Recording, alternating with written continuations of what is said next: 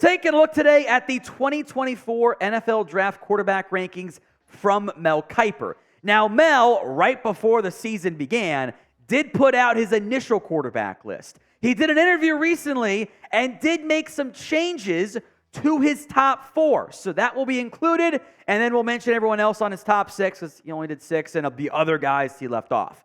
No surprise, number 1, Caleb Williams. That is the not unanimous, but pretty damned close to it consensus around college football. If you've stayed up late for Pac-12 After Dark or just watched the highlights, you've seen some absurd out-of-structure stuff from Caleb Williams. This year, 3 games played. I mean, this is awesome. 78.6%, 878 yards to the air, 13 scores. And they have not played very many good schools. They have not. But he is a fantastic quarterback. I do want to see a little bit more stability, consistency in the structure. You know, Mahomes is great out of structure, but he constantly wins inside of it. I want to see Williams do more of that. Aaron Rodgers also fits a similar mold there. That's my comp. No Mahomes comps. They're banned. Aaron Rodgers, though, for Caleb Williams, I like that one, especially young Aaron Rodgers. Number 2, Drake Maye. Not everyone likes Drake Maye. I'm a big fan. Takes me back to when I was higher on most than Justin Herbert. Like, I think I had him 15th or somewhere in that range on my rankings that year, and among all players. And I remember some very smart football people were like, Herbert's not a first-round pick at all. Maye reminds me, maybe it's the number and the arm apparel that he wears with wrist tapes, etc. Numbers don't look that great. The 2 interceptions, they would look much better had it not been for some drops from the UNC receivers and a bunch of red zone rushing touchdowns that have been had by the UNC offense. He makes a lot of high-level NFL throws. He is a football nerd's quarterback, where it's not the same like flashy stuff that Caleb Williams does, but operating in structure, he does a really, really good job. Now, those 2 guys are going to be first-round picks, even if you don't maybe like them for whatever reason.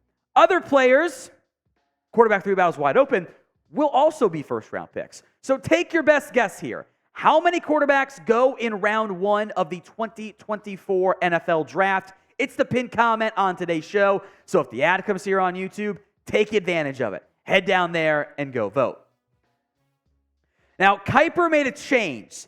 Shedeur Sanders, who was not on his top 6 preseason, is now number 3, and according to Mel, a guaranteed high first-round pick. Here's what Mel said.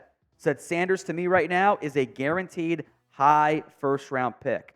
I think if we look at the way he's played at Colorado and the Sean Lewis offense, the accuracy has been unbelievable. If he stays at Colorado, we'll be talking about him next summer like we're talking about Caleb Williams right now. Number 1 pick guaranteed.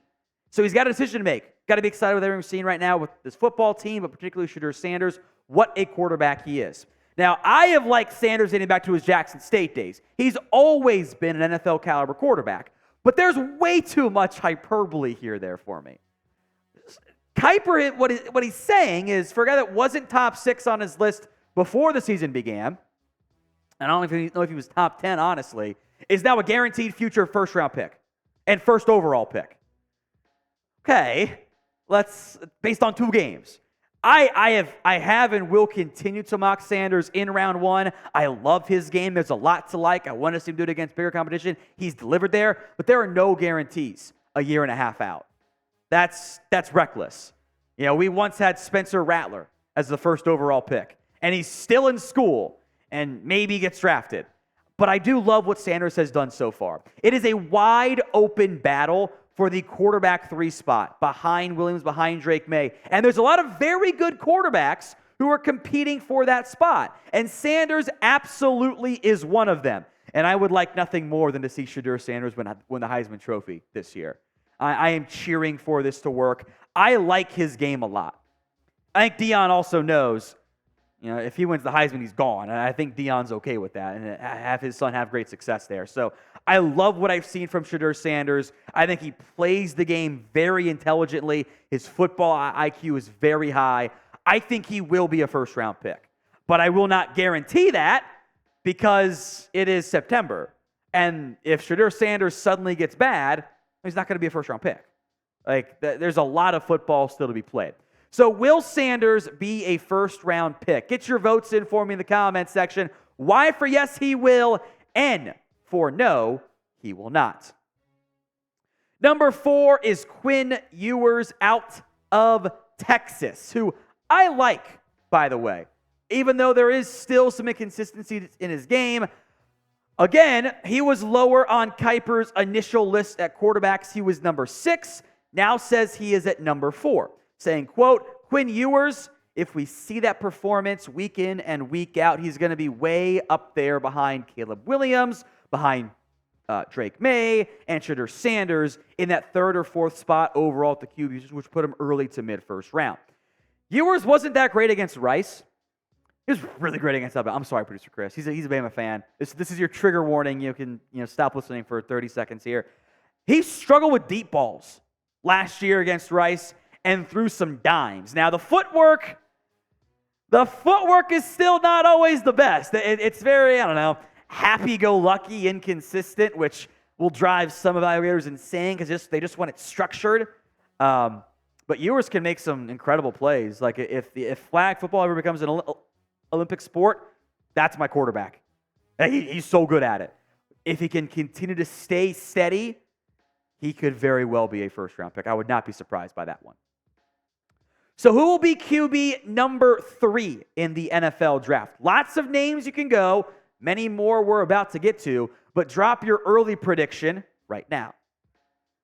Now, the rest of the rankings we are about to get to here are based on the original Mel Kiper preseason list. He changed 3 and 4, so we took the original 3, 4, 5 and just moved them down a few spots. We'll break it all down for you here, but first, tell you guys about today's sponsor, Game Time. If you're trying to buy last-minute tickets, if you want to make sure you're getting the best deal on your sports, theater, concert, whatever tickets, Game Time is the place to go. They're giving you $20 off your first purchase when you use promo code NFLChat. That link will be in the comment section and the description of today's show.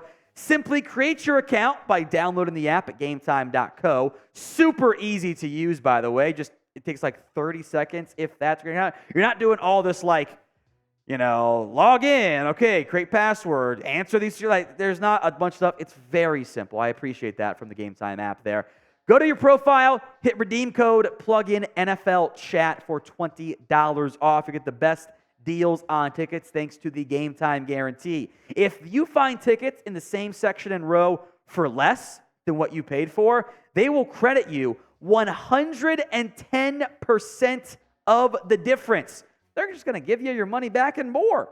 It's fantastic, They have flash deals, last-minute tickets, and everything you could ever want from a sports and more app. Download Game Time today at gametime.co. Create your account. Use promo code NFLChat for $20 off your first purchase. Terms do apply, but download Game Time today. The link and the promo code in the comments and the description of today's show. Number 5, Riley Leonard out of Duke. I like Leonard. The Clemson game got people going. Also showed the concerns I have with Riley Leonard, where he didn't complete a pass beyond 10 yards in that game. But he's a great athlete. There are flashes. I need to see more of a consistent passer. He's a really good athlete. Duke's going to be a contender this year, relative to Duke expectations. Not saying they're going to win the national title or anything, but there. Leonard has room to be a more consistent passer. If that arrives, really good things are going to happen for him and for Duke. Number 6 is Bo Nix. It's very funny as we go through all the quarterbacks on the list we'll talk about today, how many transfers there are, and how the transfer portal, for the better, has impacted the college game and quarterbacks. Bo Nix, to be blunt, sucked at Auburn. He was a meme. And now he's a Heisman Trophy contender on a college football playoff threat. Now, I haven't played anyone of note. I thought Oregon overall kind of struggled against Tech. They kind of, got caught sleeping a little bit. 5 touchdowns, 77.5% of the passes. I like Bo Nix. I'm saying that I have memed him so much. He's a legit NFL player. Now, it might be like a day 3 pick still at his age and previous experience, but he's draftable. Michael Penix out of Washington is next up here. The lefty who he will get comped to Tua, by the way. I don't think their styles are really that similar beyond just being lefties, but his numbers have been pretty good. Washington can also be a real threat as long as Penix is healthy. I think the medicals for him are going to be critical. If the medicals check out, he could very well be a top 100 pick somewhere in that range. If they don't, it's going to be a bit dicey. They do have some nice playmakers, by the way, the Huskies do. Who did Mel Kiper leave off his list? I think there are several players, one of whom had to be in the top 6 as far as I'm concerned, that were in their top 7, I should say, that were not on there. Who do you think he left off? Sound off in the comments. The big name for me is J.J. McCarthy. Now, I don't know how much we'll really get to see of the NFL caliber asks of McCarthy in the Michigan offense with not that many great teams they're playing early on this season. He's looked great so far. He has great athleticism, a just whip for an arm. Do not sleep on McCarthy. Spencer Rattler is controversial. The former Oklahoma, now South Carolina quarterback has been, inconsistent up and down over the course of his career. We'll see how that all plays out, but there is talent for Rattler. It really comes down to the interview. Rattler has not had the best interview stuff. I mean, y'all watched that Netflix series, right? And I've heard a lot of buzz about not just that, but his overall attitude. If he checks out the interviews, he can still be drafted. I like Jordan Travis. Again, college football this year has a ton of awesome college quarterbacks. Travis is one of them. That FSU team has a bunch of talent. They might go undefeated this year. I would not be surprised by that. That'll get Travis plenty of buzz. The strongest arm in college football probably belongs to Joe Milton. It's basically you put a rocket launcher on top of a rocket launcher. It's unbelievable how strong that arm is. If the consistency can be there, look out. We'll see how that happens this season. All 3 guys have played pretty well so far this year, by the way. Again, most of these guys not playing the best opposing teams. That's why there's 1 interception between them. We're getting into week 3, so give them some more time. They will begin to differentiate themselves as the season goes on. Michael Pratt, who I am heartbroken did not play against Ole Miss. He is a G5 prospect, or G6, G7, whatever we're calling it these days, but I like what he has to offer. So I am very excited to see what else he can do if he can get healthy. I don't know if that is going to be the case for Pratt going forward. If healthy, he's very good. Now, if you have not already, please make sure you guys are subscribed at youtube.com/chatsportstv. Free videos for you guys every single day when you hit that sub button. Some more quarterback process. I'll go faster here. Cameron Ward, I'm not as high on him, but I know there's some love from him in the NFL. Offers some fun, just overall arm talent. Jalen Daniels at Kansas, probably take him more seriously if he's healthy. He's really good. OSU quarterbacks get drafted now pretty early. Kyle McCord is the starter. Now, he has to play a whole season. I'm not putting 2-game sample size McCord in the first round. Let's see how the year plays out. KJ Jefferson, producer Chris complimented Jacoby Brissett. I don't mind that one. Probably won't lose a bunch of games for you. Could at least be a high-end backup. Jaden Daniels has to be less bad Josh Allen of just recklessness and be a bit more consistent. Did not play well against FSU. I think that really hurt his eyes and the media scouts pretty early on. Clemson looks bad. Maybe it was Dabo's fault and not DJ Uiagalelei. Let's see how he plays this year in the Pac-12. Maybe he could find his way to. We're pretty deep in the quarterback list, so maybe late round pick. Tyler Van Dyke. I am prepared to get hurt again. I liked him a year ago. 2 years ago. He was terrible last year, but better coordinator play now. And now at Miami. I might get hurt again by him. Sam Hartman checks off the good college quarterback, but old. How well does his game translate? I don't know. We'll see how he fares as Notre Dame plays more tougher talent. He's a very good quarterback, though. Grayson McCall, I think, there was some brief hype around him earlier in his career. That's kind of cooled off a little bit there, but I still like him. And Devin Leary was supposed to be great for NC State. Had a terrible year last year. I have been whelmed so far by his play at Kentucky.